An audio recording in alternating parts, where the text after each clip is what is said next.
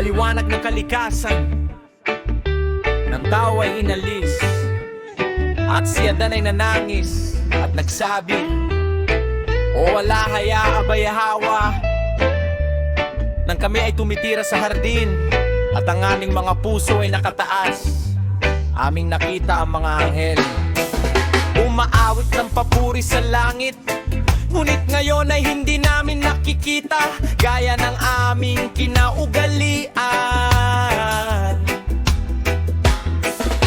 Hindi nang kami pumasok sa yungib, ang lahat ng sangnilikha ay naging natatago sa amin. Pagkatapos ang Aba, Yahawa na Alahaya ay nagsabi kay Adan, nang ikaw ay nasa ilalim ng pagpapasakop sa akin, ikaw ay may maliwanag na kalikasan sa loob mo.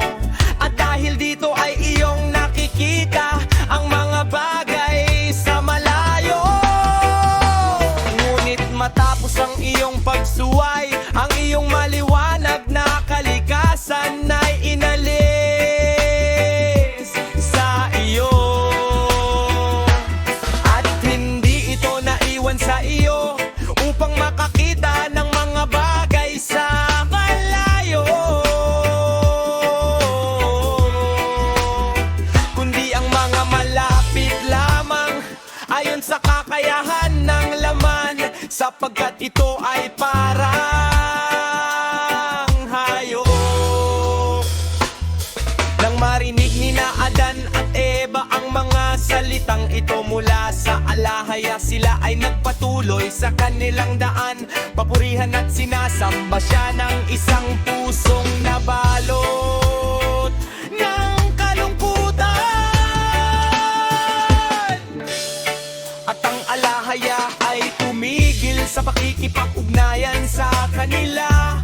Ang tubig mula sa puno ng buhay, sila Adan at Eva ay halos malunod at lumabas. Si Adan at Eva sa yungib ng mga kayamanan at lumapit sa tarangkahan ng hardin, at doon sila tumindig upang pagmasdan ito at nagluksa dahil sa paglayo mula rito.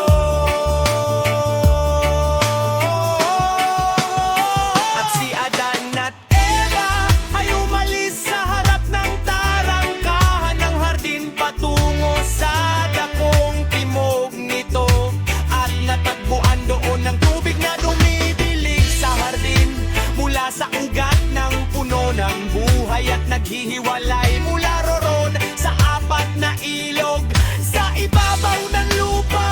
Pagkatapos sila ay lumapit sa tubig na iyon at tinignan ito, at nakita na ito ang tubig na nagmumula sa ilalim ng ugat ng puno ng buhay sa hardin. At si Adan ay humagulgol at nanangis at hinampas ang kanyang dibdib dahil sa pagkahiwalay sa hardin. At sinabi kay Eva, bakit mo dinala sa akin, sa iyong sarili at sa ating binhi, ang napakarami sa mga salot at parusang ito? At sinabi ni Eva sa kanya, ano ang iyong nakita upang umiyak at magsalita sa akin ng ganito? At sinabi niya kay Eva, hindi mo ba nakikita ang tubig na ito na kasama natin sa hardin, na dumidilig sa mga puno ng hardin at dumadaloy mula roon, at tayo nang tayo ay nasa hardin, hindi tayo nagmalasakit